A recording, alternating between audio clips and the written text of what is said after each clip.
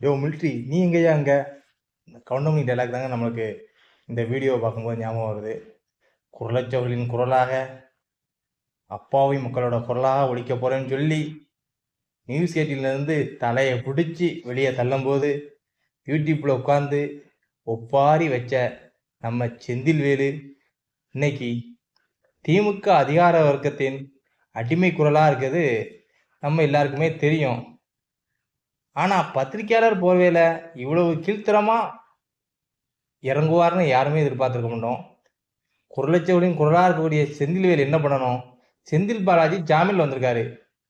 ரூபா கொடுத்து ஏமாந்த அந்த அப்பாவி மக்கள் சைடு தானே நின்று பேசணும் நீ செந்தில்வேலு. திமுக அண்டான்னு சொல்லிட்டு அதனால நம்ம பேசுறது தவறு தான்.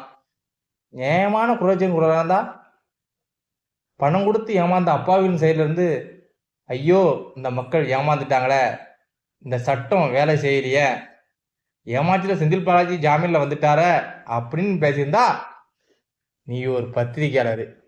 ஆனால் இன்னைக்கு குரலச்சவர்களின் குரல்னு அதிகார வர்க்கத்தின் அடிமை குரலாக பேட்டியற ஐயா செந்தில்வேலு.